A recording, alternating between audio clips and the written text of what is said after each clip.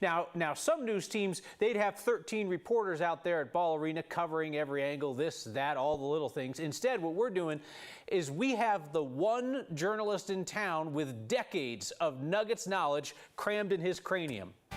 Tom Green, tell us a Nuggets story. I get the feeling you just called me old. No, not at all. Knowledgeable. This is so knowledgeable. Thank you. Behind me, there's a young Serbian man warming up. In about 30 minutes, he's going to make history as a Denver Nugget playing in the NBA Finals. Of course, we're talking about Nikola Jokic. And the fact that he was the 41st player taken in the NBA draft of 2014 is such a story in itself, and that no one possibly could have seen it coming. It was luck that brought him here. Well, he's changing the Mount Rushmore of Denver Nuggets basketball.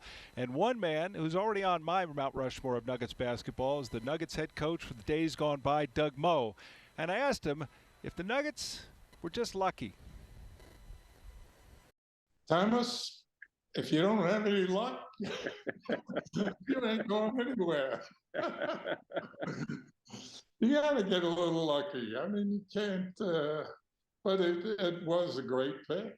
One of the things that amazes me, I don't know if you ever notice, whenever the other team has a chance to get up the floor quickly, every single time he turns around and sprints back. Now, he's not the fastest guy in the world, but he runs as hard as he can back defensively, which I found amazing because most big guys will take time off and stuff, but he adds that to the rest of his repertoire, which is ridiculous.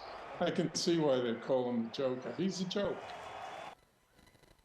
He's just amazing, and we're so lucky to have him, lucky being the key word, here in Colorado. He's just been marvelous, and what Doug was trying to point out there's more to the Joker than even most savvy basketball fans know. That effort, that intensity is a big part of what happens here, and it's going to be fascinating to see what he does tonight on the NBA's biggest stage, Kyle. Colorado's been waiting for this for a long time. Absolutely, and what a special moment, I think, for the longtime Nuggets fans. I mean, Tom, you've covered sports here in town. There's great institutional knowledge, I think, among a lot of people, even folks who are newer to town, about the Broncos. You know, Broncos lore is just kind of steeped into Colorado. It's not the same, obviously, with the Rockies because they're an expansion franchise with a shorter time frame. Kind of the same thing with the Avs for when they came to town.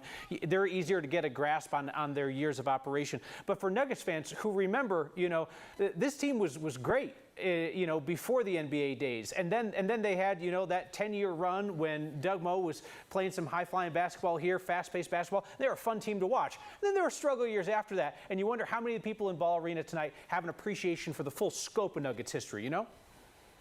Well, you have the biggest difference being when the Broncos go to a Super Bowl, the Super Bowl is somewhere else, San Diego, Miami, New Orleans.